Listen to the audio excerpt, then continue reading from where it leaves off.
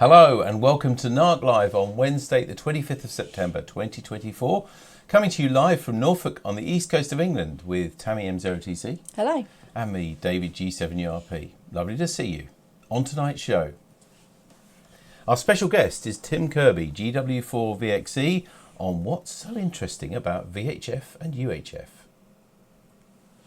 We've got club news and views, including pictures from recent events over the last couple of weeks, and a last chance to book the Hamfest coach. Sorry, Tammy, I added that bit in. And we find out what on earth this is. Now, I've got to just tell you now, we've only had 2 entries, which is really low. We normally get at least 7 or 8, and often more. And I'm surprised that we haven't got more. And now, if you'd like to put an entry in now onto either Facebook or BATC, you can, and I'm sure you'll be on the right tracks. I'll get smacked for that. Right. Good to see you. Now, tonight's club news. Now, I'm going to say it one more time because there won't be any other opportunities to do it. The Newark Hamfest coach, I'm pleased to say, as you know, is running, and we have now magic 27 people, which is great. We had 2 people add to that. I can't offer any more tickets at £30, including entry, because we've got the wristbands already for those people. But if you'd last minute like to join us on one of the coach pickups, either at Blowfield or Little Melton, and the full details, by the way, are on our website, you can do. It's £25, then travel only, but then you'll buy a ticket to get in when you get there at £7. So you could do that almost any time, and you don't have to pay. You could just pay me on the coach if you like. We'll be picking up at 7:30 a.m. at Blowfield and 8 o'clock at Little Melton at the Village Inn there. And just drop me an email or have a look at norfolkamateurradio.org, and that will give you the full details of what you need to know. But that's essentially the details. So if you want to make a last minute decision, yeah, I'll go to the Hamfest, you can do so. Now, it's a couple of Sundays ago now, Saturdays ago actually, we had Radio by the Seaside on the 14th of September. And we were lucky, it has to be said, because the weather's been very unpredictable, and even I worried at the beginning of September. I thought, what have I let myself in for here for this? But we actually had a great turnout and great weather, and Tammy's put together this little video of some pictures of the day. Thanks if you came to support it.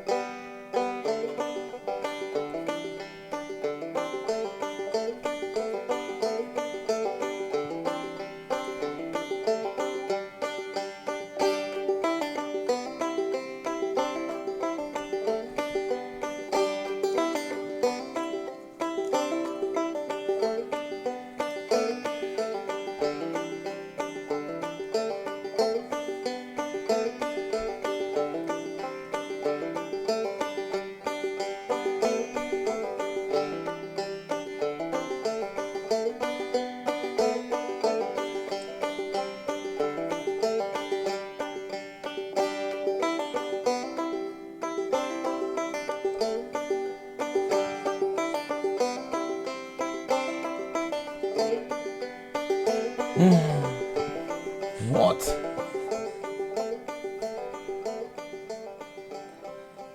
That was all too much for some people. That is not fair. I trusted you as the editor of that to put that package together, and you used the picture that you had unfair advantage on, since I took all the other pictures. Well, it was taken on your phone, but you just didn't know about it. Anyway, it was a lovely day, honest. I can just about remember some of it. No, it was a lovely day. Thanks to all those of you who supported it.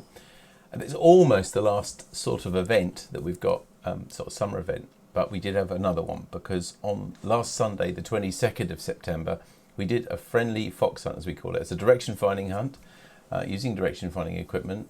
And lots of people fancied the idea of doing it on a Sunday. We did have one team who had to drop out because of illness, but we still had another 4 teams who took part. And I took a few pictures as they left just a Thorpe recreation ground to find the fox later on in Norfolk. So let's have a look at some of those pictures as well. There aren't any pictures of me asleep on this, I'm sure. Hope not.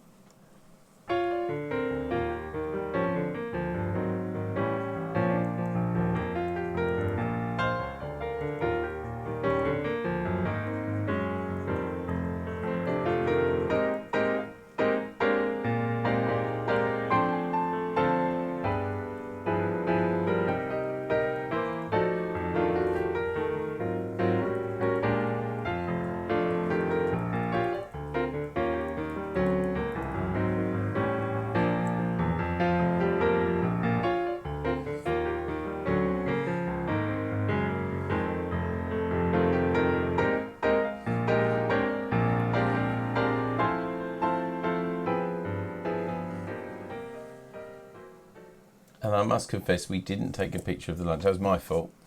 We did end up after there. Oh, the Fox, I should tell you, was at Corston, at the industrial estate there in Corston. A really good effort. Thanks very much to Bit and DX, who were, of course, last year's winners, who've done both of the friendly sort of practice and the trophy one this year, and they put on this extra one for us on Sunday as well. And they chose an excellent place, the Bell in Corston, for lunch. And it was a great Sunday lunch as well, had by all. So really good fun. Thank you ever so much to all of you who took part and supported that. The winning team, by the way, was Tornado, who did it in 15.3 miles. So well done to everybody though who took part. It was, as they say, it was the taking part that was all the fun, really. One other little bit of club news, or two other bits actually, because one bit's just come in on one of the messages on one of our streaming channels. I'm pleased to tell you that we have started our intermediate course. We've got a picture of that. Lovely to see an in-person course. This happened here at DCP, just metres away from where I'm sitting now, on Saturday, and that's going to be 5 Saturdays. We've got 7 candidates, which is actually a nice number to be honest. And it's good to be back to in-person courses. And we'll be adding, as well as all the things they need to know, and you have to teach rather, to pass the exam, we're going to still keep in some of those practical aspects that we feel are missing from people who do them online. And there's no problem with that. And I think it was great that the RSGB adapted to doing things online so that people could take the exam. But some people like to be in person, both to meet other people and learn how to do things like put PL259 plug on, how to solder a circuit board, how to put a kit together. And we're doing all of that as well. So well done to Stuart, M0JKB, you see there, who's opening it, and all of the other training team, the instructors and everybody involved who are helping us to put this course on, because it has been quite an effort, because the syllabus has changed so much since we last did one in 2019. And one other bit of news which Malcolm G3PDH has put on our message here. Good evening all. Data contest autumn series tomorrow night, Thursday night, so that's between 8 and 9:30 tomorrow. Now, a couple of bits of members news from you. Pictures mainly, really. The first pictures come from Mike, M7LLS, because he got together... TTT, isn't it? Oh, sorry, yeah, what did I do? Oh, I've written that wrong. I'm sorry, I typed that wrong. Very sorry about that. Mike, M7TTT. We got that right on the graphics. Tammy got that bit right, and I got it wrong. Sorry. This is a station put on by Gordon, G3PXT, GB2 CLS, Caister Lifeboat Station. And he just did this on himself, by himself, and he had Mike and Brian along with it as well, M7SEY. There's one picture of the place, and the next picture shows Gordon in his car with his station. And finally, the three of them there. What a motley crew that is, putting it on. And Mike on the left there took these pictures for us. So thank you very much indeed. And it all helps to put the hobby, as well as being good for other amateurs to operate these stations, of course it helps to put the hobby on the map with the public as well. And there were lots of visitors there that day. So thanks very much for those pictures. Mike actually says he had his first event, QSL, with a little pile-up of 11 good people while Gordon stretched his legs, and he had over 115 over the 2 days. Mike, by the way, is a very, very newly licensed amateur, and he got his licence within the last, 2 months certainly, no more than that. And Mike also says the Caister volunteer service is something that's very close to his heart, as not one but 3 relatives on his mother's side perished in the 1891 Caister lifeboat disaster. And as you've seen there, the pictures from the lifeboat station open day. And GB2 CLS will return, he says. Good for you. The other pictures we've got are from Donard, who's on his travels, and here they are. And Donard M0KRK says that Anne and I are doing a driving tour of Finland and came upon a tower just outside Tampere where radio amateurs operate from. And the pictures show a view of the aerials. I don't know how you took that picture, Donard, but I'm impressed because it looks to me like you might have either got a drone or you climbed a tree. Anyway, thank you very much indeed for sending those pictures. As always, please keep sending us your pictures of what you've been doing. And even though we've I think the summer's kind of gone, I'm sure you'll be doing lots of other things, including like the Hamfest this weekend and everything. We'd love to see your pictures. Tammy, over to you for Little People. Yep, here's the Little People for this week. It's what's been going on in here while we've been out again. Aha! Trying to mix it up a bit, eh? Exactly. Oh, yes. Very, very good. That is good, isn't it? I think it's actually Squid Games, which was that Is it? Netflix thing, Oh, wasn't yeah, it? I heard about that. Bit Controversial, wasn't it? A little Yeah. bit mixed. But it is very good how they take... This is a Japanese website, miniature-calendar.com, as I say always, because they let us use a picture every day, and they have a new picture every day. In fact, Tammy picks one for us every week. But there's the ingenuity to make those pictures is brilliant. Thank you, Tammy. So, as I said, please keep in touch. You can send us anything for the show, or indeed for the club. Send it to this address, radio@dcpmicro.com. And if it's something for the show, if you can let us have it by 3 o'clock on the Wednesday of the next NARC Live, which in this case is in 2 weeks' time, then we'll be sure to include it on the show. Now, 2 weeks ago tonight, we asked you a question when we said to you, what on earth is this? We've had a few guesses online, actually. Oh, that's good, because we only had 2 in writing on by email, which is very low, and I was surprised. Is anybody on the right track?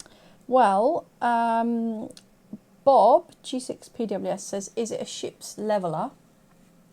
We've got Mike, GAEY, says I'm inclined to say I don't know. It's a joke. By the way, we ought to really read the ones who took the trouble to email in. Yep, Bob GSTU said, hi David, my guess is a compass calibrator, possibly for a ship. See that? Yep. Okay. Tammy? Steve G3EVA, is this week's mystery object a mood swing indicator for determining whether it is safe to mention that you've just bought a new radio, motorcycle, car, or electronic gadget? I think he's right. He could be right, couldn't he? Have we got one of them in our house? I don't know, maybe.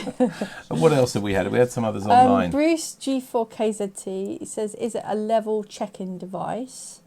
Stuart G4AFF, I wonder if it's a part of a device for sharpening drill bits. I see, because of the angles, look, because you have to sharpen drill bits to just right angles. Yeah, I can see that. Yeah. And then the last one I think we've got is Colin M0GMK. I think the object looks like an inclinometer, but no idea what for. Well, we better reveal what it's for. We then. can reveal. Dun dun dun. It is an inclinometer, a railway signal inclinometer. Railways, guys, come on! I thought there were lots of people like me who love trains and would get that. That's a real picture, hasn't just been popped on the top there. Sent to us by Richard Neal, a good friend of the club's. And he sent that to me a little while ago, and it's a real picture from where he volunteers at Whitwell, Reefham and Whitwell Railway. So there we are. That's what it was for, to tell, well, railway signals, whether they're in the right angle or not.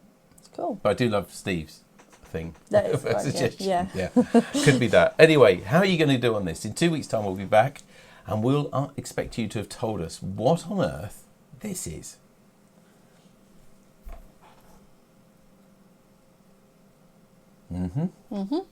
Can't give me any kind of clue, can I? Got some lovely clues in my head. It's easy when you know, as they say. Or at least I think I know, because actually this person, when I asked them, could they send me details of it, and obviously a picture of it being you, and they said, well, I'm going to keep you in suspense. So I might have got it wrong even in my head. Anyway, if you know what that is, you have got 2 weeks.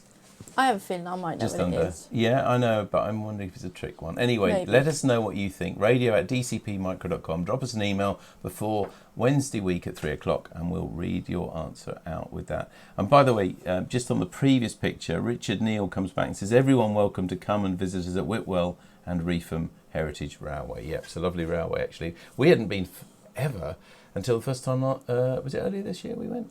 We took Mac and... Anyway...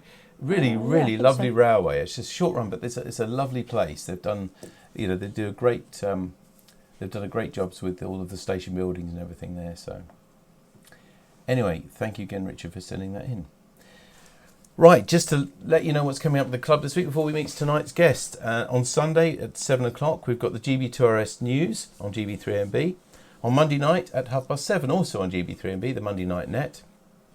And then next Wednesday, a week from tonight, on October the 2nd, an informal social meeting at CNS School from 7 till 9:30, including, of course, our very popular show and share table, where you could just bring anything you want to get rid of, but you think someone might make a use of it. you can bring it and put it on that table. Amazing how much stuff is now brought there every week to get rid of.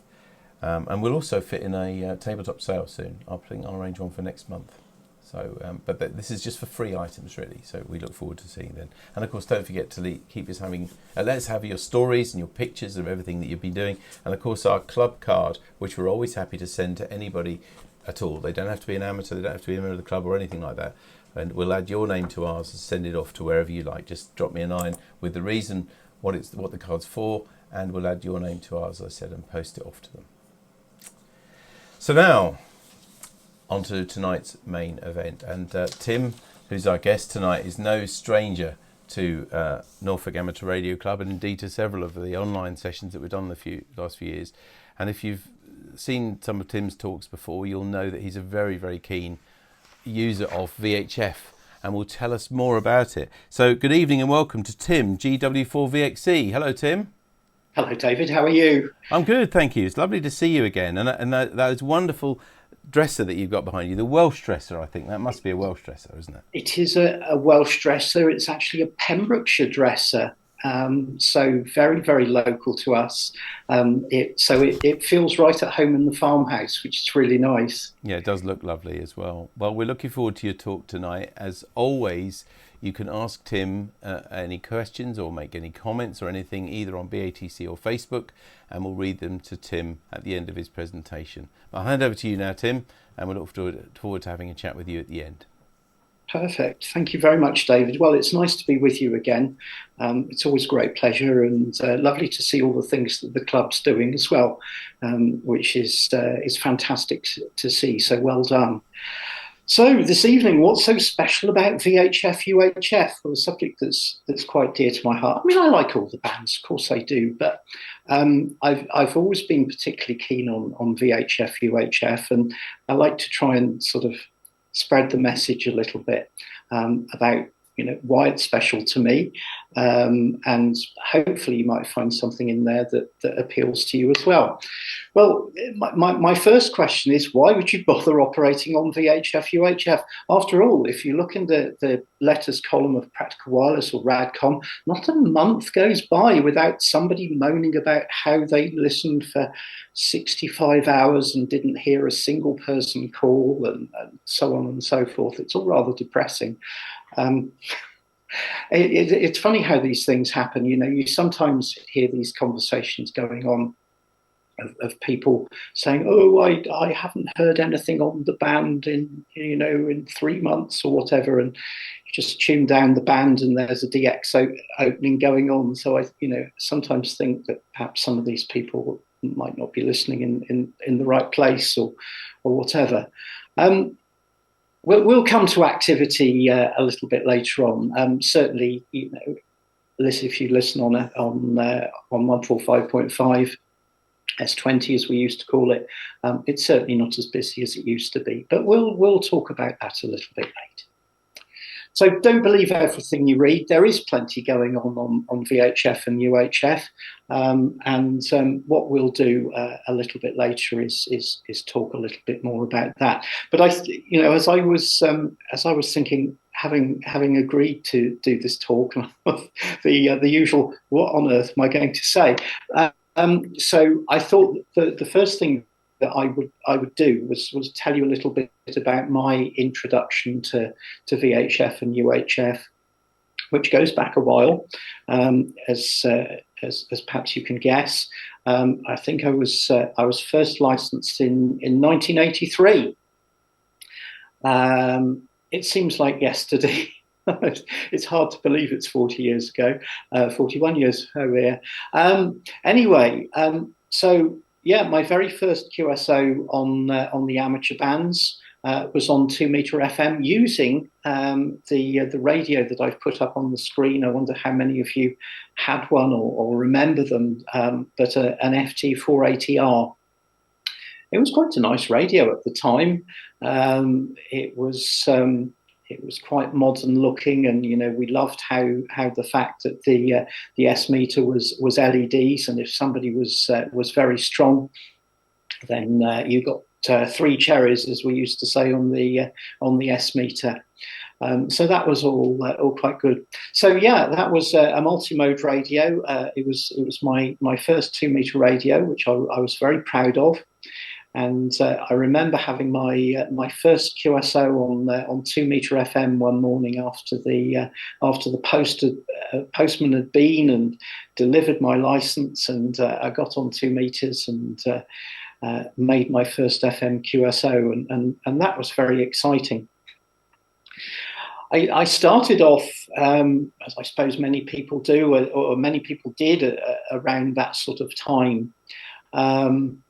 With that multi-mode, I had a Slim Jim, of course, for FM propagation and or FM activity, I should say, and I had a 9-element Tonner beam up on the roof of my parents' house. My poor parents. You don't think about these things when you're a young lad, do you? But sort of have these large Yargies up on the back of my parents' house. I think my father in particular was very forgiving. Thank you, Dad. But yeah, it was amazing. I'd been a shortwave listener before I was licensed, and so of course I knew a fair bit about HF, but I didn't really know very much about VHF. So it was really interesting as I got licensed to start talking to people about the different propagation that you experienced on VHF and UHF, and also, experience it for myself. And I've said here on the slide, it was amazing to me then, and it still is, how tropo signals could be from I'm going to call it a DX station, could be absolutely huge one day and then completely audible a few hours later. I put EI9Q's QSL card up on the screen. I wonder how many of you remember Dick, EI9Q, in the southwest of Ireland. It's a shame he's not around anymore, because he'd be very easy to work from here. Anyway, Dick had a very, very good VHF and UHF station. I remember him particularly on 70 centimeters, which we'll talk a little bit about later.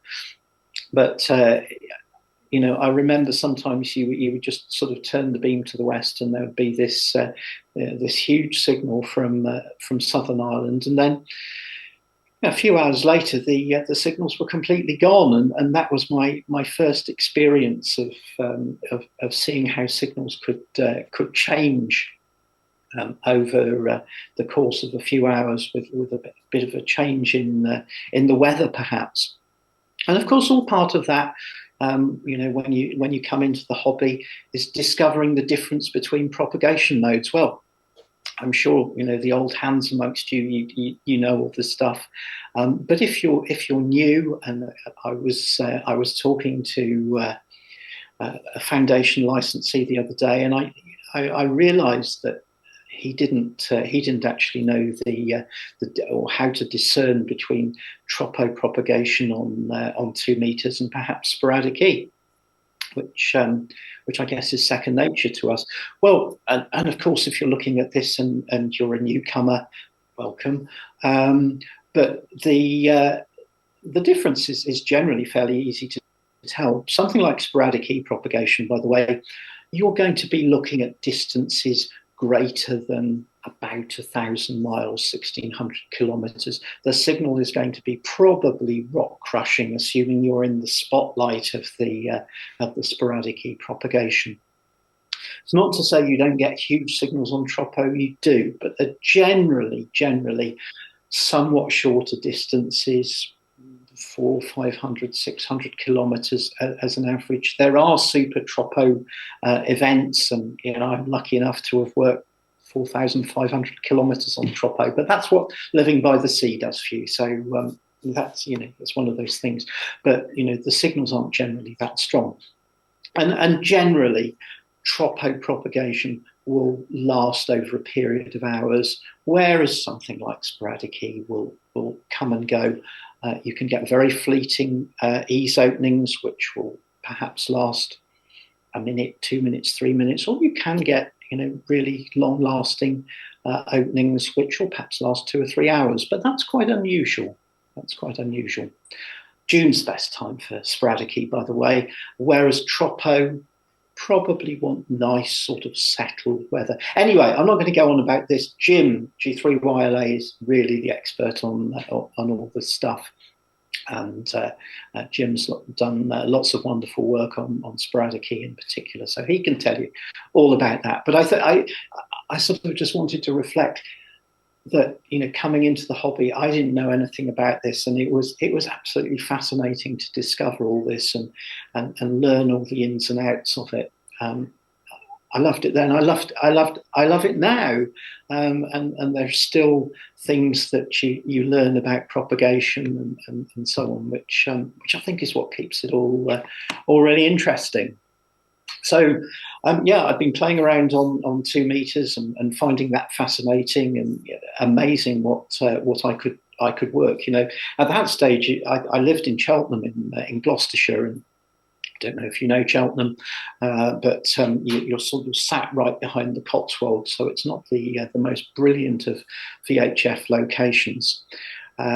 You're quite shielded in many of the interesting directions. But I was really interested that 2 meters could get to France or Germany or Denmark or something like that. So that was amazing, and I started hearing people talking about 70 centimeters for 432 megs, and they were working. And actually, at the time, in the early 1980s, it wasn't that common to be active on 70 sems. It was I wouldn't say it was rare, but it was quite unusual. And it was interesting talking to people, and some people have worked Scotland and the Channel Islands and things like that. So I thought, it sounds kind of interesting, and wouldn't that be interesting to contrast 70 centimeters with 2 meters? So I got myself, one of these radios that you see on the screen again. I wonder how many of you remember them and whether you've seen them before. If you're a newcomer, then perhaps you won't have seen them. But they were the FT790. It was 1 watt out on the band. It was multi-mode, so FM, CW, and upper and lower sideband. Nice little radios, actually, and I used to take mine everywhere with me, and made some fun QSOs with it. I remember it came with a sort of BNC sort of rubber duck type aerial, and I remember we were on holiday in Cornwall at one stage, and I remember working down into northern Spain with just this little thing and the rubber duck antenna on 77 sideband. I remember that opening was good down to the Canary Islands, actually, but if I'd had a better aerial, maybe I'd have overworked the Canaries. I don't know, but it was quite fun what you could do with that little radio. And again, my dear father didn't object to me putting up this huge 21 element tonner. I wonder if you remember those, but they were quite long. Put it up on the roof, and with 1 watt of 77 sideband, I remember being really excited to work up into the Isle of Man and the west of Wales. There used to be sort of expeditions going on to grid squares, locator squares, as we called them at the time. And I remember, really enjoying those sorts of QSOs, and it was a really interesting time. So that captured my imagination for what was possible and what I could expect on 70 sems. And it's a fascinating band, as many of you know. It's a great chat band across town. It gets into all sorts of interesting places, bounces around buildings and so on. So it's very good for local contacts on SSB on FM. But it can be really interesting on SSB and CW.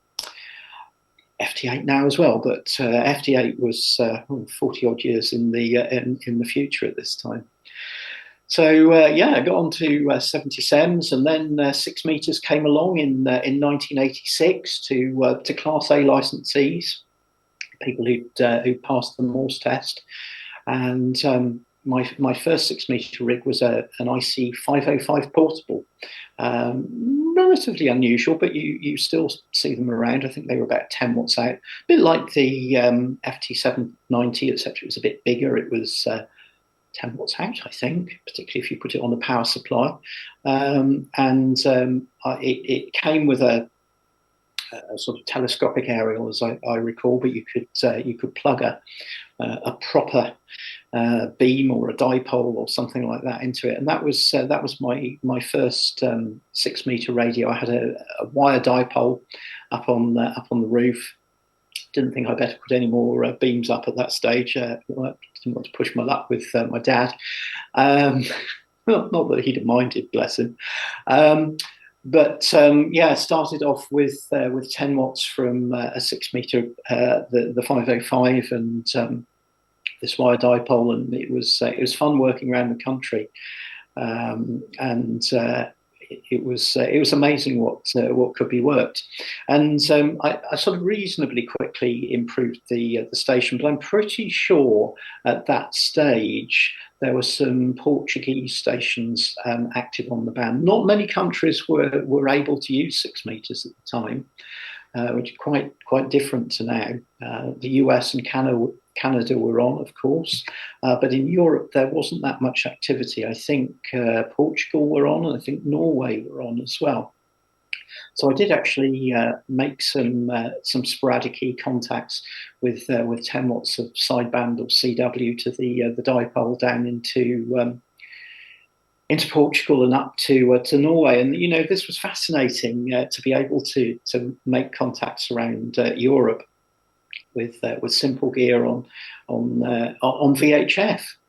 Well, of course, I got more and more hooked on 6 meters, and I came across an IC 551, which was relatively rare at the time. I think Amateur Radio Exchange, Martin G4HKS, who's Martin Lynch now, of course, he was working at ARE, and they had some of these 551s available, and I jumped in and got one. I was really pleased with it.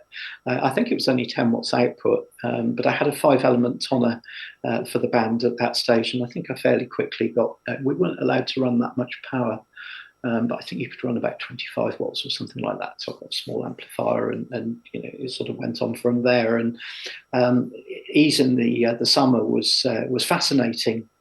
There was some in-band activity. There was a bit of cross-band activity to 10 meters, so you transmitted on 6 meters, and people would call you on 10 meters, which was fascinating. And then in the late 1980s. There was my first experience of F2 propagation, and I remember listening on 5110 on sidebands and hearing an Argentinian station coming through and thinking, "Wow, this is absolutely fantastic." So that was really good fun. I did work him, and we certainly had openings to enter the US. And of course, it was all CW and sideband at the time. So yeah, 6 meters was really good fun, and I've remained absolutely fascinated with 6 meters. And of course, it's all changed somewhat, but I sort of wanted to share a little bit about the background and how I got started there. There was even a contact via the moon, and this was hugely exciting to me as a relatively newly licensed amateur. One day I was randomly tuning around the bottom of 2 meters, and I must have been beaming west, and just went past 144009, and what's that? It's a CW signal there. And stopped and listened. It was W5UN. Wow. I knew about moon bounce. I didn't expect to work moon bounce from home or anything like that, but I kind of knew it. I knew how it worked, and obviously I knew how it worked. I knew how to operate with it. So W5UN was calling CQ, so very kind of tongue in cheek, like switched on the amplifier and gave him a call. I suppose I was running about 200 watts, 250 watts, or something like that, and had a 13-element Yagi, and gave him a call, and was really surprised to hear him come back with my call sign and the report. Wow! And we managed to complete the QSO, which was fabulous. But you'll see an example of the QSL card. It's not my actual QSL card, which is around somewhere, but it was. Dave had 32 17-element Yagis up. It was an absolutely huge array, and I think the rotator, as I recall, was the chassis of a Ford pickup truck or something like that, which was somehow motorized and would rotate the array. So that was how Dave used to work all sorts of fantastic stuff. People with single Yagis and so on. So that was that was a really exciting thing to have done as a relative newcomer, I think, to VHF propagation. So that's all very nice, you say, Tim. Well, thank you for the history lesson. I hope you haven't gone to sleep. I hope you found it interesting. But it's not like that anymore. No, indeed, things have changed since the 1980s. So what's changed? Well, activity has changed shape. There's much less sideband, a lot less CW on VHF, a lot more data. We could argue about that until the cows come home, but I would suggest it's not a good use of our time. As I've said here, it's not just a trend in amateur radio. How many of you, particularly younger people, do you get frustrated when your phone rings? Somebody actually calls you without messaging first. It's really annoying, isn't it? So I'm exaggerating slightly, perhaps, but not entirely. I think we are much more comfortable now with messaging and computer data, many of us, than actually speaking to people and so on. And I think that's one of the reasons that we see a trend in all, not just VHF, UHF, HF as well, that we see a trend in amateur radio towards data exchanges rather than voice or CW, much as many of us enjoy all those modes, but maybe we don't enjoy them all the time. Anyway, we're not going to argue about that, but it's just interesting to observe, I think.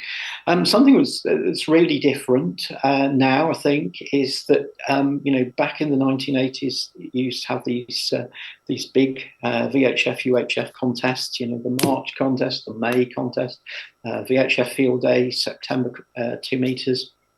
These are all really huge contests and lots of activity, and they're 24 hours. From say 3 o'clock on a Saturday to 3 o'clock on a Sunday afternoon, and they were really big things. Well, those contests still take place, but they're not as busy as any of you who take part in those contests regularly will know. The September 2 meter contest. You regularly in the late 1980s, early 1990s, you'd clear 1,000 QSOs in the September contest. You wouldn't touch anything like that these days. So it's really interesting how that's changed. But what is, I think, really good is that we now have the activity contests on a weekday. The Tuesday evening contest, the Wednesday evening, and so on. And I think, I was a big supporter of those shorter contests coming in because, particularly when I was, in my 30s and 40s, and working and trying to be a parent or something like that. There's not too much time to spend, and the possibility of just the contest being 2 hours or something like that, it was quite appealing.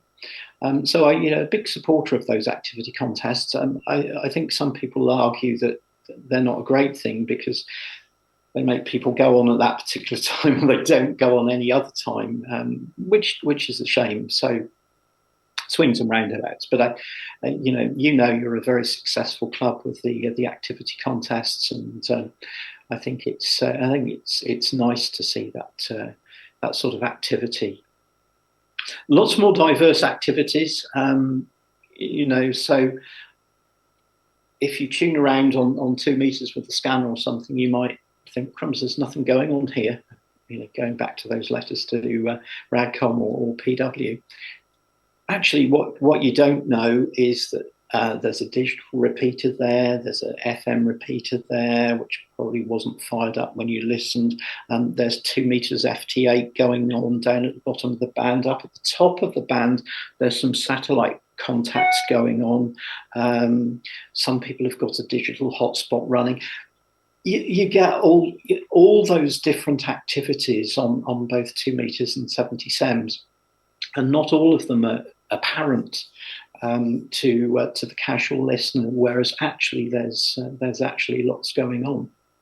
So I do believe very passionately that there is plenty going on. There is lots of life in VHF UHF. There are lots of exciting things to do, and people are doing those things.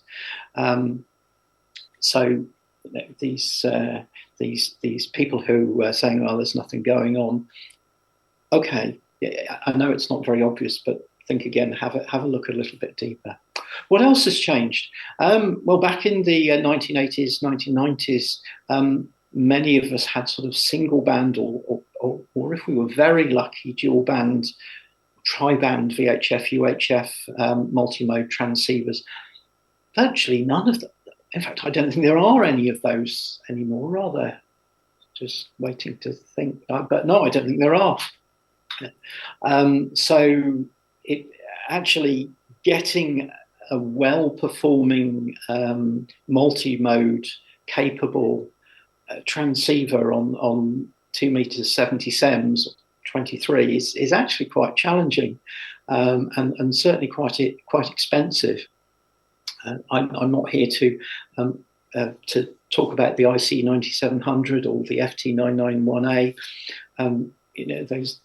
Those radios are quite popular with people who want to do multiple bands, but it's not immediately obvious in the same way how to get on, say, 2 meters or 70 SEMS with a well-performing radio that you can do some good DXing with. And by the way, you can with the 991 and the 9700. There are compromises with both of them. We could talk about those another time, but yeah, it's not as straightforward as it used to be. Digital modes on voice and data provide lots of different things that we could have only dreamed of back in the 1980s. Who'd have thought on 2 meters or 70 SEMS that we could have a digital voice conversation with somebody in Australia or Japan or wherever, admittedly networked through the internet and so on, but with that we couldn't have envisaged that at all. And digital modes like FT8 or Q65, incredible that you can have a exchange of information by a signal that you can barely hear. You probably can't even hear on the speaker. How exciting is that? What can we learn about propagation? There's some propagation that allows just the transfer of that tiny little bit of signal, and we can make some sort of QSO based on that. So I think that's amazing, and some of the QSOs that I've been lucky enough to make, and that I read about and so on, it's astonishing what's possible now. So I think that's really exciting, and it's good to be excited about these things. It's easy to get kind of blasé about them, I suppose, but you take a step back and think, yeah, that's really cool. Something else I put: never been cheaper to get on the air in some shape or form. We'll come to that in a little while, but I sometimes kind of doing a research project about the history of VHF and UHF. I hope at some point it might even turn into a book, but I don't know. They're the first people I've told that.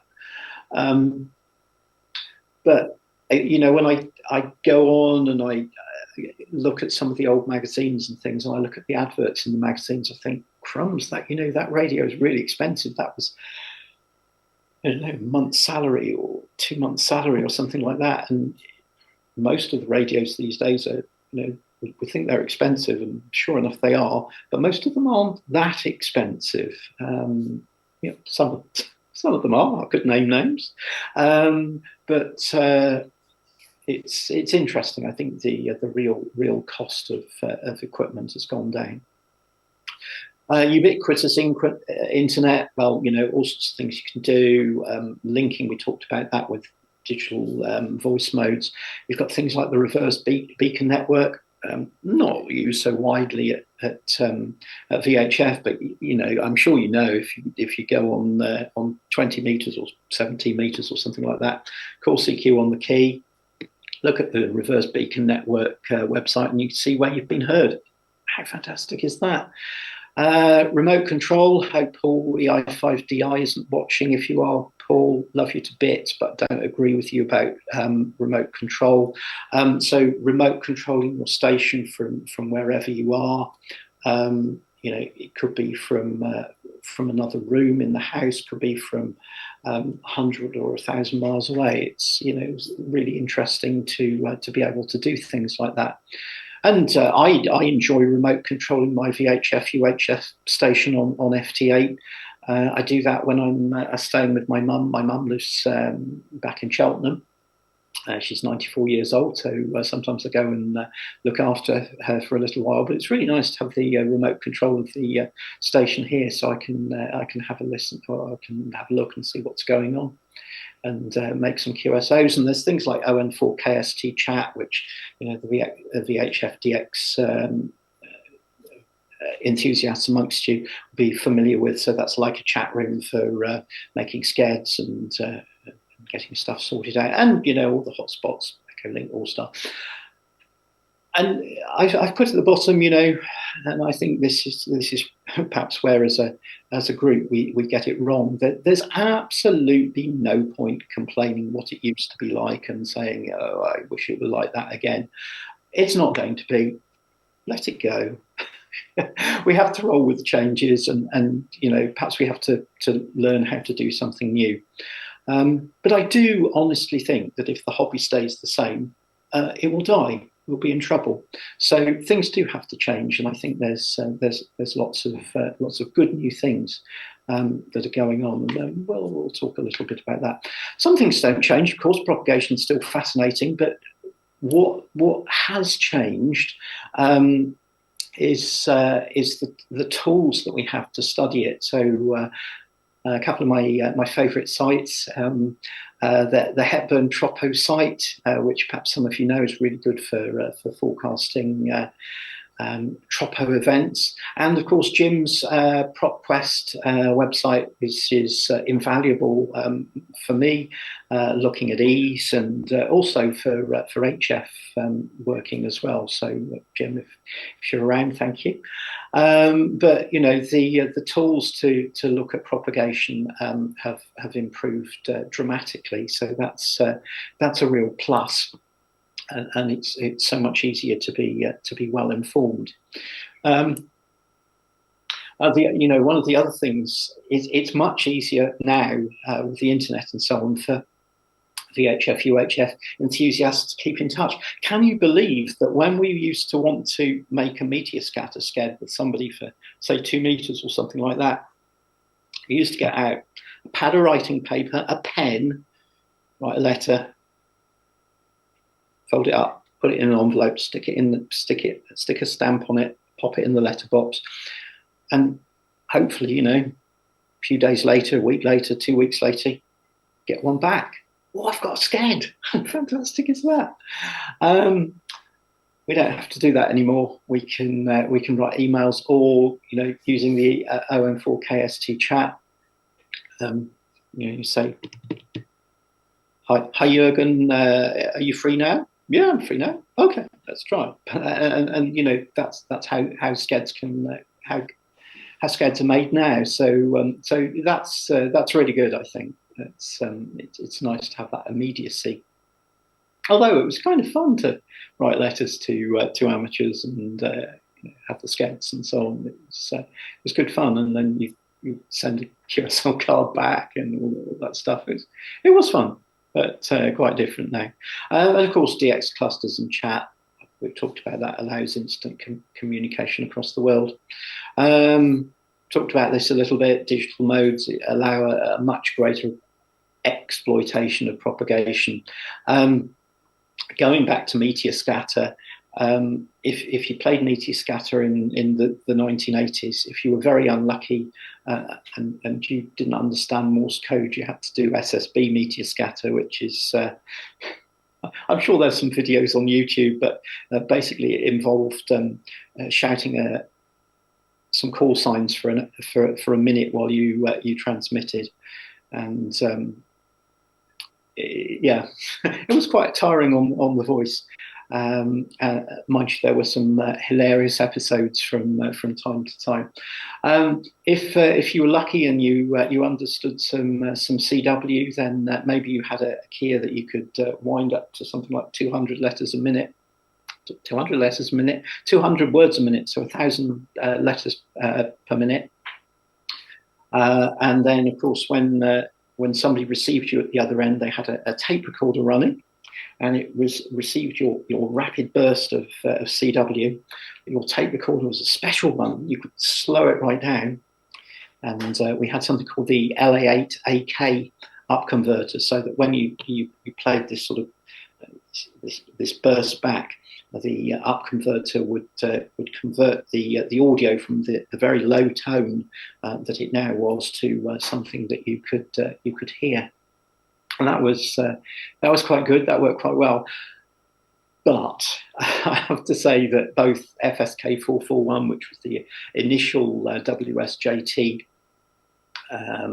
meteor scatter mode, and the later MSK 144 mode, they're both highly superior to the CW methods. So that's really good. And you know, I was saying to somebody the other day, you know, in the old days, I think we used to confine our meteor scatter activity primarily to sort of major showers. These days, you know, people try pretty much any time. Some times of the year are much better than others, and some times of the day are much better than others. But you know, with the kit that we've got available to us, if you're patient, you can have a meteor scatter QSO pretty much any day of the year. I think with you might just have to. Sometimes you might have to give it a bit longer than others. And again, FT8 and Q65, I've said this already, allows you to explore some of the weak signal paths that we'd have never seen on CW or sideband. You know, thinking about 6 meters, I know in the summer season here, if I stick my beam out to the west around lunchtimes, or around sunrise in North America, it will be very unusual for me not to hear some, you know, 1 or 2 signals from the US popping up on 5313, and I'll get a decode from them. Sometimes QSO's possible, sometimes it isn't, but you know, there's some propagation there.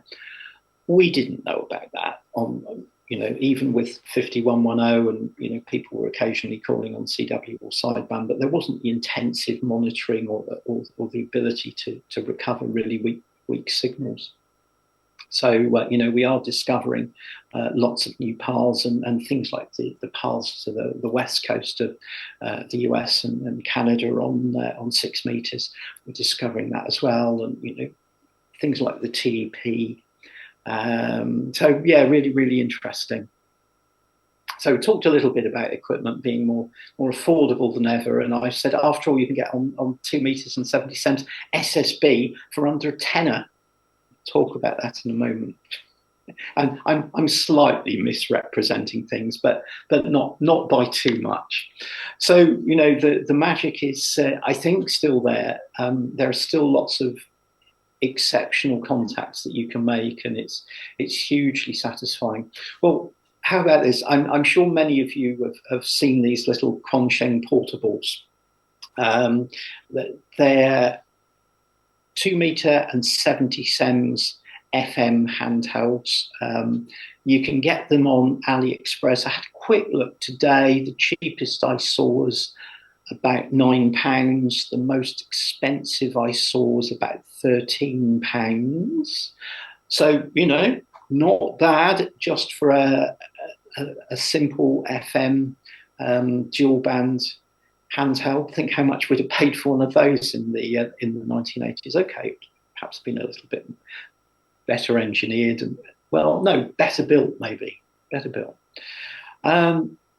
Anyway, these little things are astonishing, as you may or may not know. But some very clever people have rewritten the firmware and done things like extending the coverage. But they've also done things like make it possible to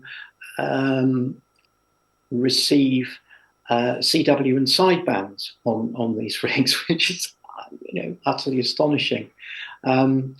It's got HF coverage as well. Obviously, it won't receive terribly well on 10 meters if you've got the 2 meter and 70 rubber duck on it. But if you stick a different sort of whip on, you can receive 10 meters surprisingly well. Anyway, so yeah, you can receive all this stuff, but some of the firmware, the IJV firmware is the one I use.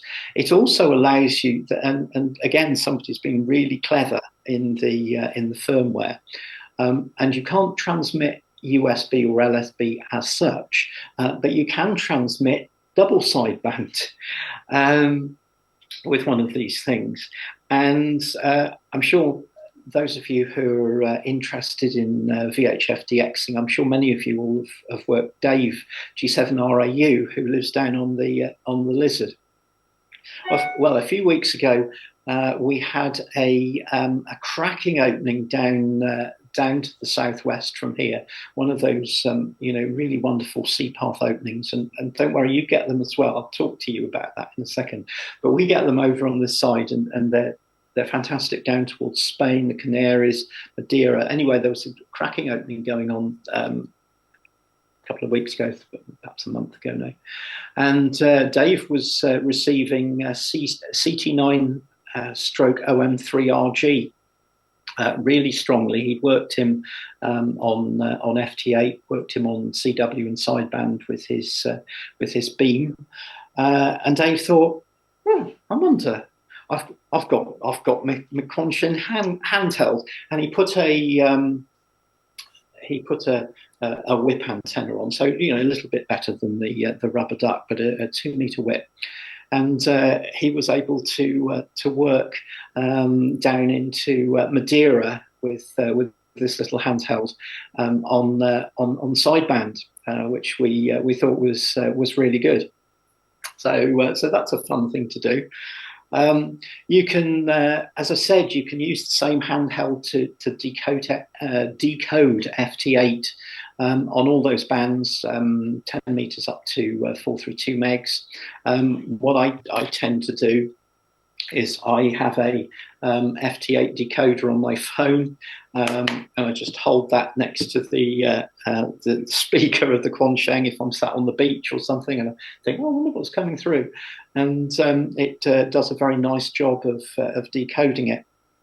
I think there is a version of firmware for the Quansheng that allows you to transmit and receive FT8 and feed the output and input into a computer. I think it's by WD8 Charlie Echo Charlie, but you'll soon find it if you Google it. But the basic handheld is absolutely fascinating, and you can use it for monitoring beacons. If you're up on a hill or something, you can just flick it down onto sidebands and have a listen on 2 meters or 70 sems or 6 meters or 4 meters.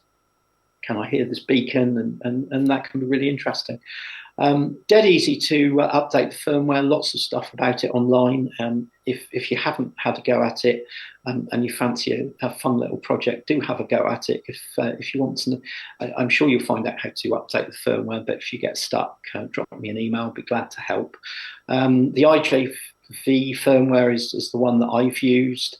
Although I noticed that the guy who's written that firmware, he's decided not to update it anymore.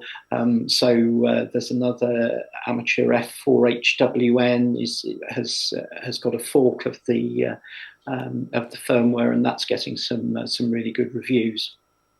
So yeah, a fun little project if you haven't tried it, and lots you can do with your dead simple handheld.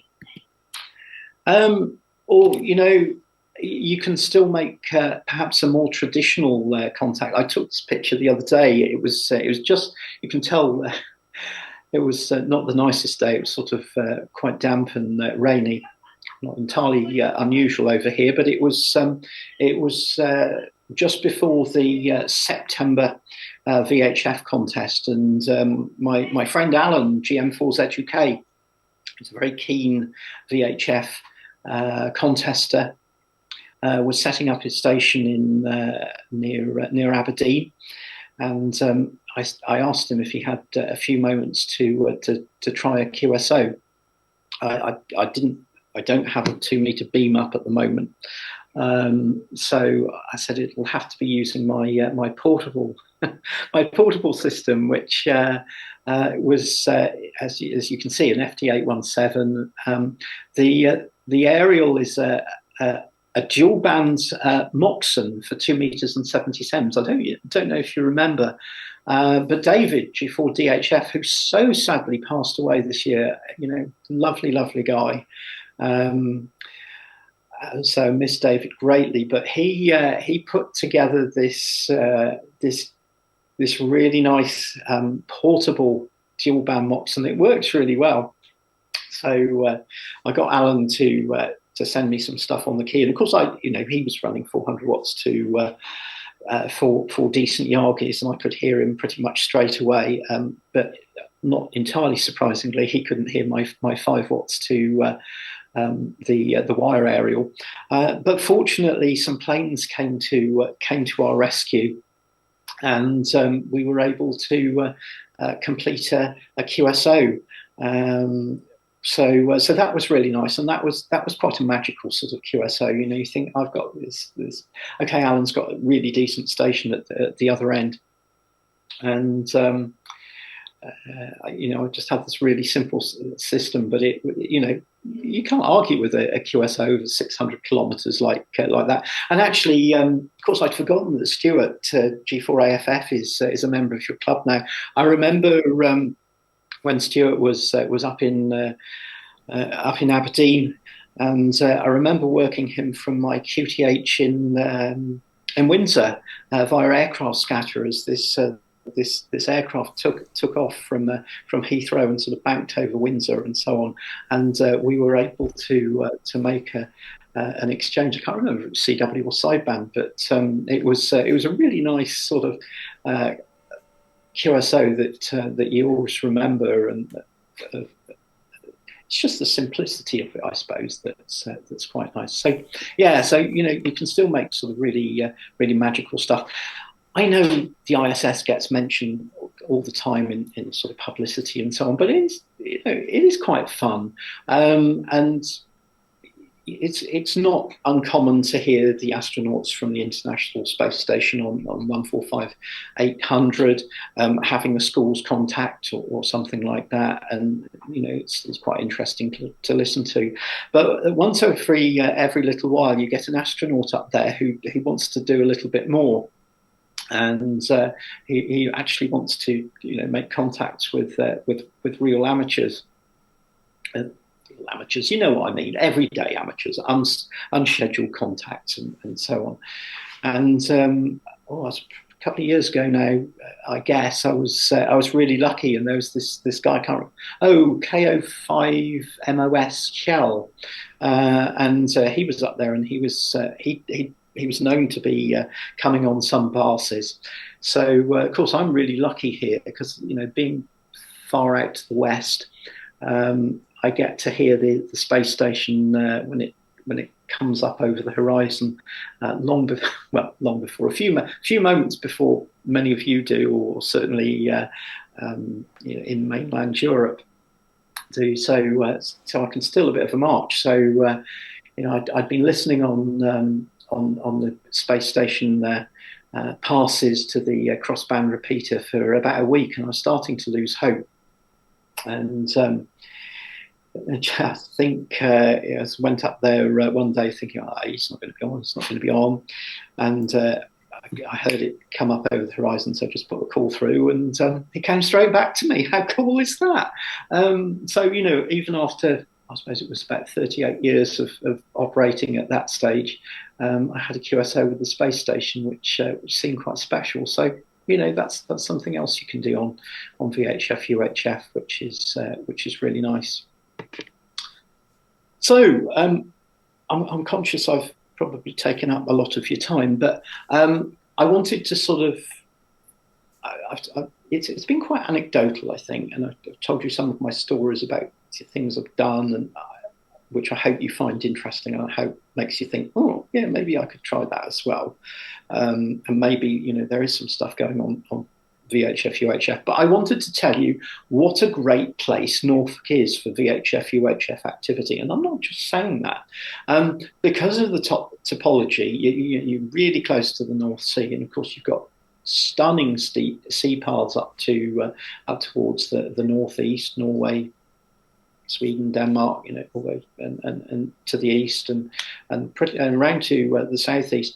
And sea path is just amazing. In the summer, you can just have an average day or something like that, and then as the sun goes down, you'll just have a lift for a few moments as the air temperature changes and over the sea and so on, and that can be really interesting. Same sort of thing in the morning as well, around sunrise as well. And signals can just come up for a few moments, and if you're in the right place at the right time, you can make some stunning contacts. And in those long periods of high pressure that we used to get, I'm sure we'll get them again. I hope so. Then you can get some amazing weather patterns and tropo to go with that. And of course, now that we've got things like FT8 and Q65.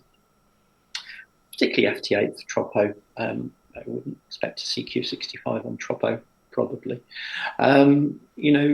People on the East Coast are working well into Russia on 2 meters, which is astonishing, it's and of course, there's great VHF UHF activity from the Netherlands, from Germany, Denmark, and it's amazing what you hear if you monitor.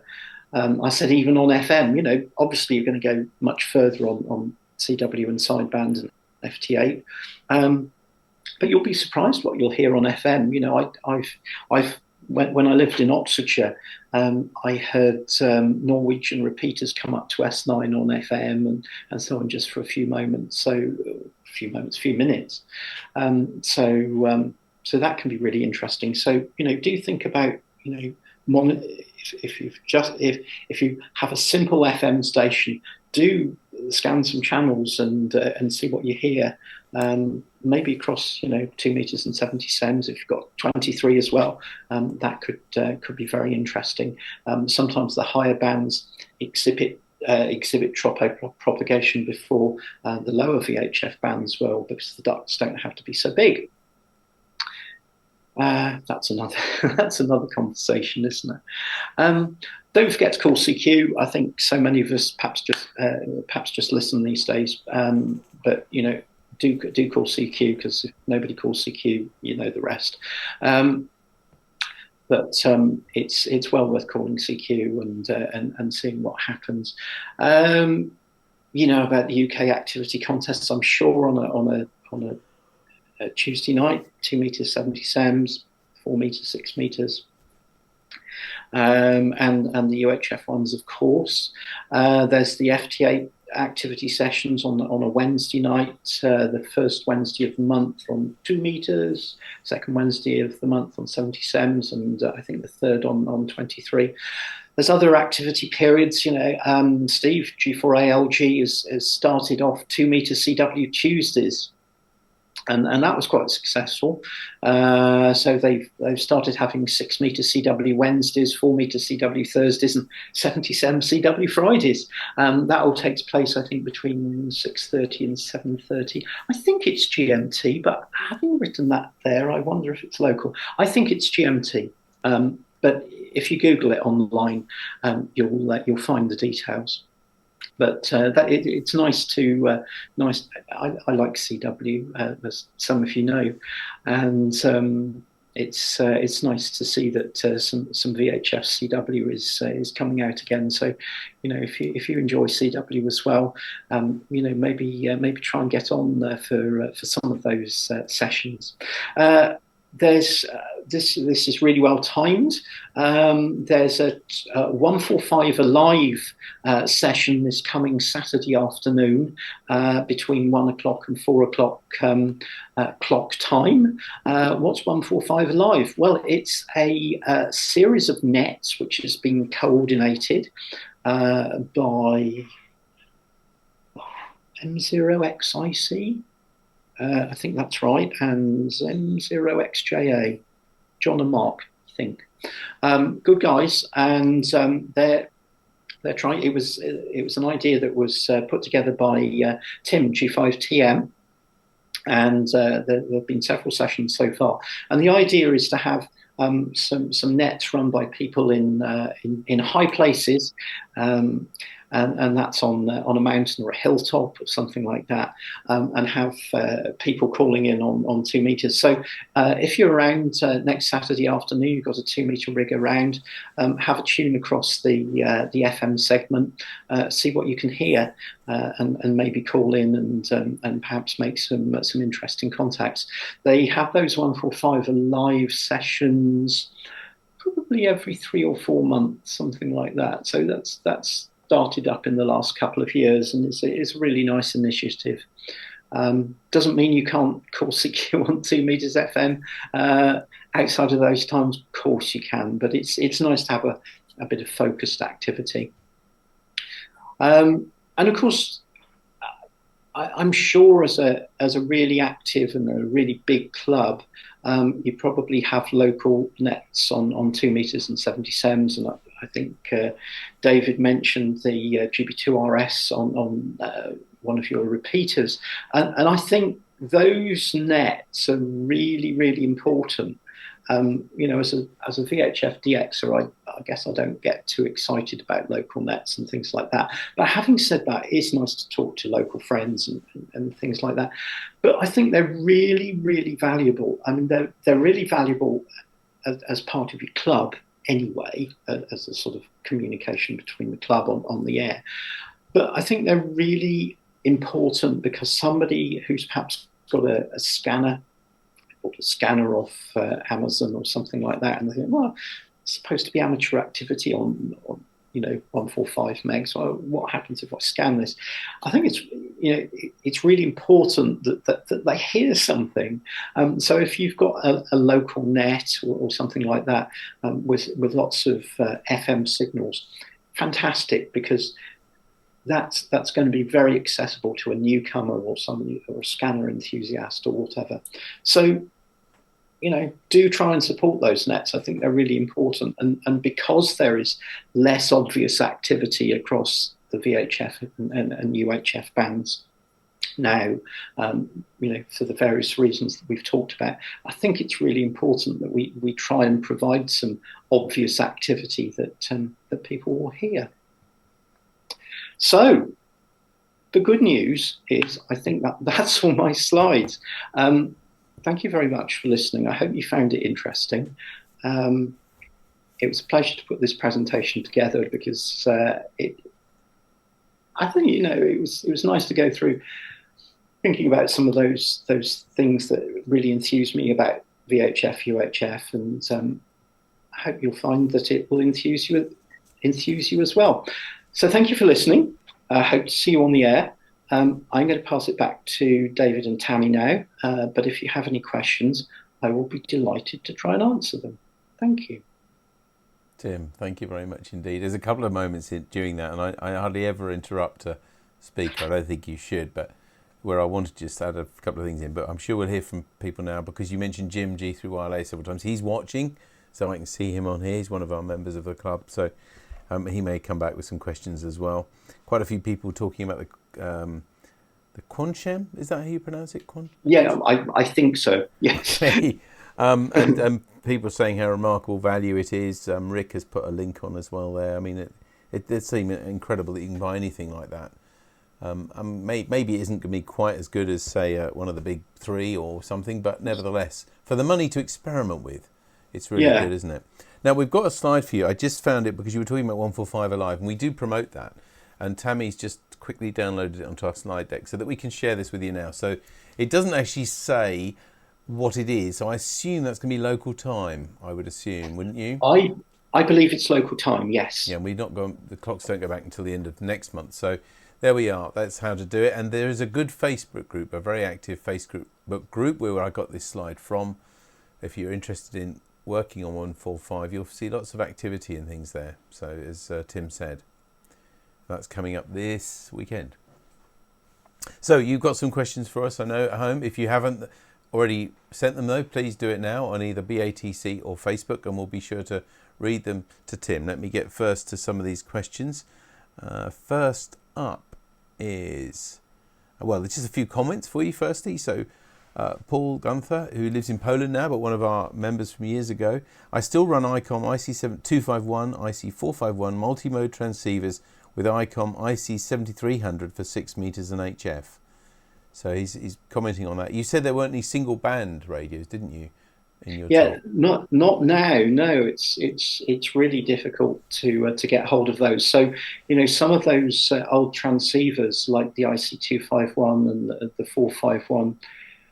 People are still using those very successfully. You could probably argue that they're not as sensitive as some of the radios that are around now. But stick a decent masthead preamp on, and you're probably fine. So it's nice to see those radios still going. I guess it might be something to do with the efficiency of making something, because you said the IC9700 does both VHF and UHF and also 1.3 gigs.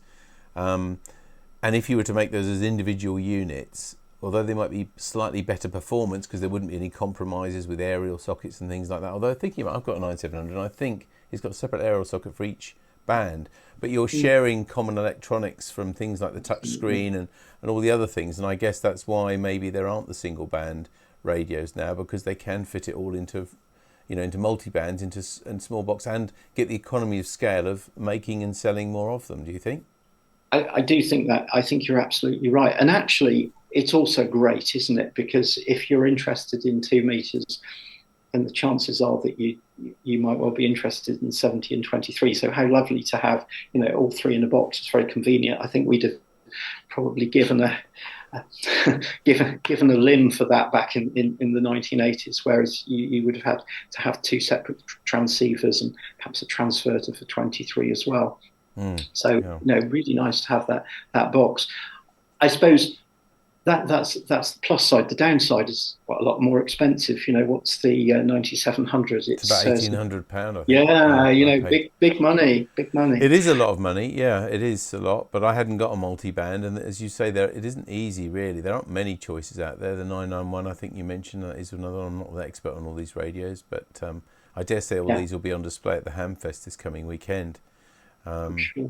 But anyway, a few other comments for you from Mike GEY. In the 1980s, I operated Bicycle Mobile with an FT290 and FT790 in 2 panniers into a duplexer and dual band collinear on the rear carrier.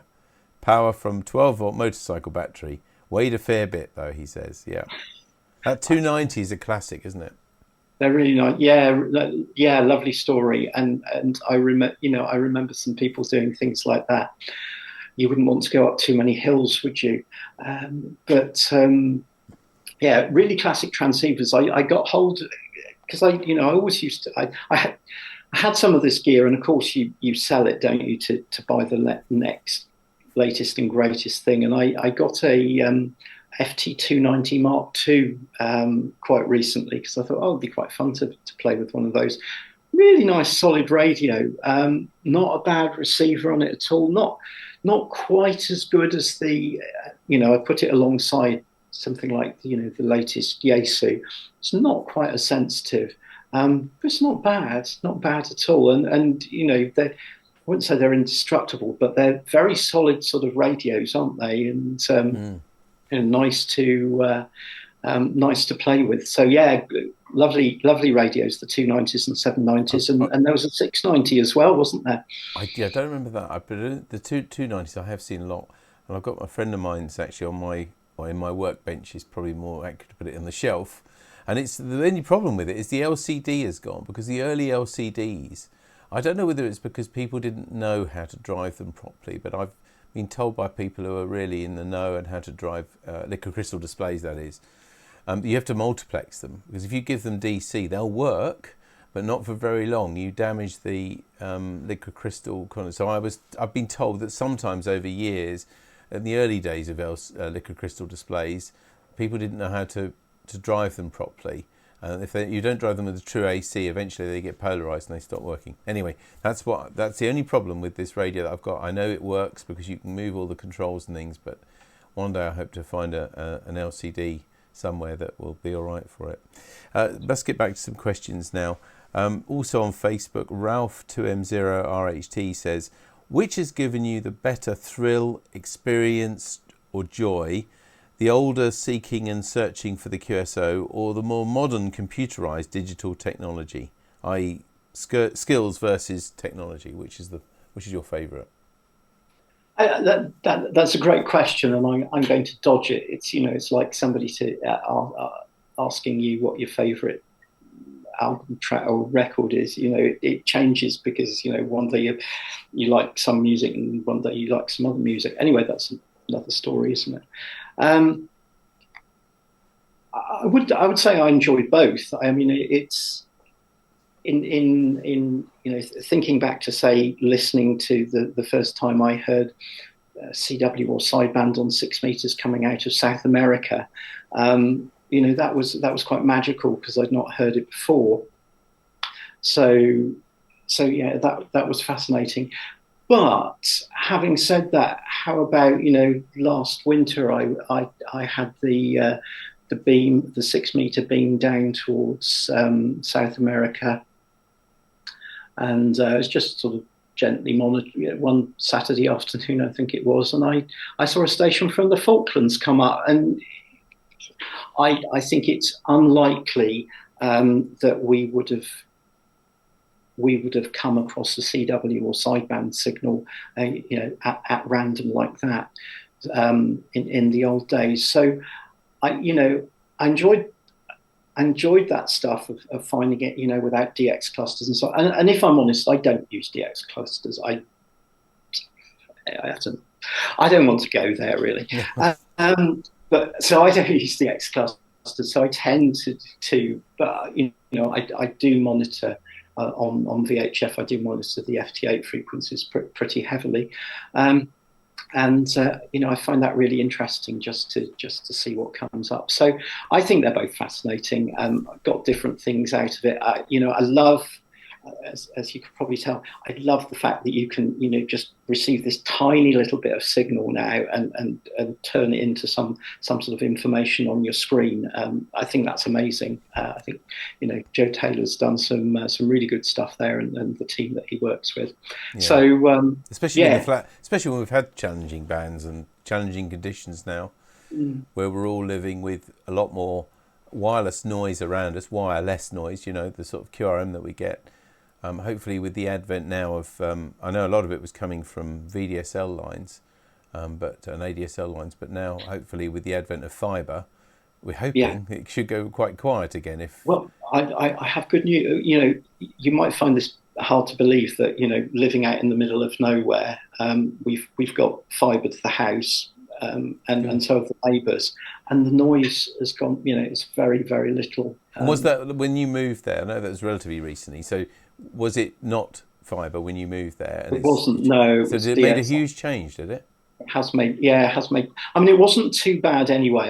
I situated the aerials behind the house, away from the telephone wires, and I'm lucky enough to have a bit of space, so I shoved the aerials a reasonable distance from the telephone wires, and that cut down the noise. But it has, since everybody's gone to fibre, it really has dropped the noise level considerably, which is really good. That's good hope. I mean, they said I think it was going to be due to be next year, but I don't think it'll be quite that from what I could see. But it will be for lots of people. Even we're fairly remote in a village, and we are all full fibre now. This programme is being broadcast over full fibre now, so I think it is happening. And of course, apart from the speed benefits and everything, as you say, for radio amateurs, it should quieten the noise down to, well, nothing in theory. There shouldn't be any noise from that.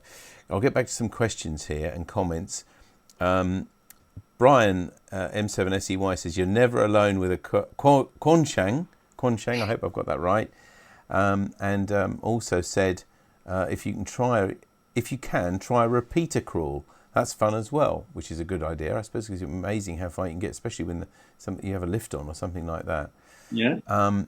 Rick M7GMT, he's the one who talked about this Quansheng UK K5. It's a remarkable radio for the money. He's got a website that you can look at, and I'll just pick that out there somewhere because someone else has had a look at it from that.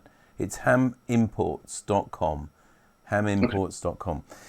He suggested, and also G8. Let me have a look at these things.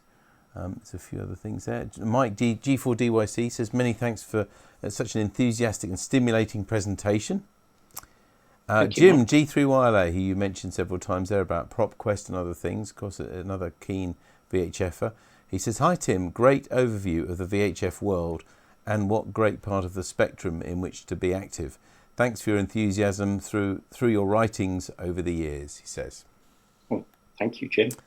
And Rick has come on again to say how cheap those radios are and a good way to get started and to play around.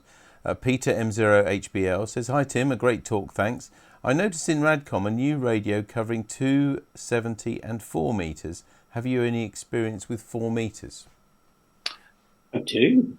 Yeah, no, 4 metres is really interesting. I didn't talk about it tonight because you could go on, couldn't you? No, 4 metres has been a fascinating band, and going back to the 1980s.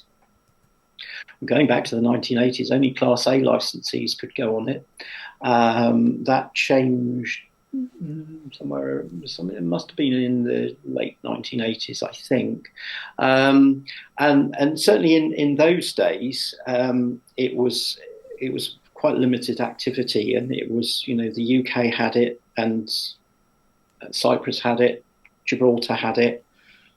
That was probably about it. And of course, gradually over time, more countries have got it. So it's changed, because it used to be quite a sort of tropo band, and people used it within the UK for CW and sideband chats. And there are people here that will remember 4 metres very well. 4 metres is renowned for the long, slow fade that it has on Tropo, and we used to do have lots of there was contests on there, and lots of sort of sideband and CW chats from day to day. But I know that a few years ago here in Norfolk, and it may have applied to across the country, I think it was the fire brigade who got rid of a lot of radios, and I can't remember the brand, which could easily be converted to 4 metres. Which ones? Do you remember? It might be Philips. No, I think I'd have remembered that because I used to work for them. Not Storno. I'm trying to think who they were. But anyway, they were professional radios, which were very, very cheap because obviously they had no other use really. And they needed to be taken off the original bands that they were set onto. And there were quite a few of those. That was a good way to get on the air, and of course made really like a brick and professional and very nice. You're right. 4 meter FM really sort of got quite busy around that sort of time when there all that equipment became available, and it became quite an interesting FM chat band. And that still persists. So there is I don't know what it's like in your part of the world, but certainly there's a reasonable amount of 4 meter FM activity centered around 70.45. So yeah, really interesting band. Yeah, and there is actually a 4 meter net, I think, sometimes in Norfolk with a group of 4 meter enthusiasts. Dave G8ADM comments out what a good radio that is as well. He also made the point that it's Sunday, by the way, the 145 Alive. Thank you, Dave, for that. Cossa. Oh, people are guessing the name of the radio. No, Cossa. No, I don't think it was a Cossa because it wasn't that long ago, Jim. He's just put a note on there. I just can't remember. Oh, someone else put a Pi Vanguard. Oh, that really is going back. Yeah. Jim G4VXE. Yeah, well, again, I worked for Pi. That was a firm I went for as an apprentice. And although I didn't work for Pi Telecom, who made those, at the training centre and everything as an apprentice, that's where all the radios ended up there, which they couldn't sell. So Cambridge's Vanguards. Anyway, I better not go down the reminiscing route because I could be here for ages as well. But it's been lovely to talk to you again, and you did mention a book. Now you realise if Mark from the RSGB has heard you say that, he'll be on your case tomorrow. Yeah. but it would be lovely to see a book from you. I know that you've written loads over the years. So is that something you're really seriously going to write about? Yeah, definitely. It sort of stemmed. We did we did a sort of landmark edition of PW sort of 18 months ago. I can't remember how many, was it 80 years? Probably something like that. And Don asked me to sort of write a sort of bit of a history of how VHF activity had changed over the time of the of PW being published. And it was a really nice thing to do, and I found it fascinating. And I probably had the best response to a column that I've ever had from writing that column. So I thought, well, gosh, there's quite a lot of interest here. So it sort of seeded itself as a project. It's going to take a lot of doing, but I hope I'll do it. Well, it's great, and thank you for what you're doing, and thank you for all you do for the hobby. We're lucky in Norfolk Amateur Radio Club. We've got a few youngsters who are recently licensed and things. I think our youngest is 11 or 12, and that's Frankie. And so it'd be nice to maybe enthuse him in some of these bands as well, because I see that they often start with a Baofeng or a Quansheng or whatever however you pronounce it, and they start with those sort of radios. And of course, there's not very much activity there. So it's been really good to hear those ideas tonight from you and others as well, writing in and what you can do on those bands. And the interesting also in the firmware, Tim, I don't know if you wouldn't mind, maybe you could drop me a link with where that firmware comes from. So the people who've got the right appropriate radio, they can experiment with that, because it's all about experimenting as well. Yeah, I'd be pleased to. Thank you. Tim, it's been a joy to see you again and to hear about your exploits on VHF and enthusing others to give it a go. And I'm sure as we now approach some colder, wetter weather, it'll be a good thing to try. So once again, thanks ever so much tonight. Lovely to see you again. Thank you. Thanks, Tim. There we are. And that's almost it for NARC Live. Thank you again to Tim for his wonderful, inspiring talk on VHF. I'm sure that for all of us, especially when the HF bands are dead, it's quite often the VHF and UHF bands are alive. So give them a look. That's almost it for us. One of our members, Steve M7CNI, did put a note on there just to say that this weekend, Bitten DX Group are activating Whitwell and Reetham Railway, which of course is where that picture came from, the What on Earth picture. This weekend for Railways on the Air. Their station is called GB2MGN, named after the great railway company, of course, and that's both on Saturday and Sunday. So either go along and see them. And by the way, if you do go there, it's a lovely, lovely place. You get a great cup of coffee and something to eat. Do make sure you buy something inside it, because I think, and you need to register your number plate in there. But you just buy a cup of coffee and you'll be fine in their car park. And they're activating that Saturday and Sunday. So I hope that goes well for you, Steve. Thank you for letting us know. And this coming week in NARC, of course, Sunday night, the GBTRS News at 7 o'clock. On Monday night, 7:30, it's the Monday Night Net, also on GB3MB. And the next Wednesday, October the 2nd, a week from tonight, we've got an informal social meeting at CNS from 7 till 9:30. And I hope to see lots of you also at the Hamfest this weekend. If you're coming along on the coach, of course, we'll be there bright and early from 7:30 on Friday. Don't forget, it's not too late to go if you want to. You can buy a coach only ticket, all the details on the website. But until next time we meet in 2 weeks' time, from Tammy M02C. Bye-bye. And from me, David G70RP. Take care of yourselves, look after each other. Bye-bye.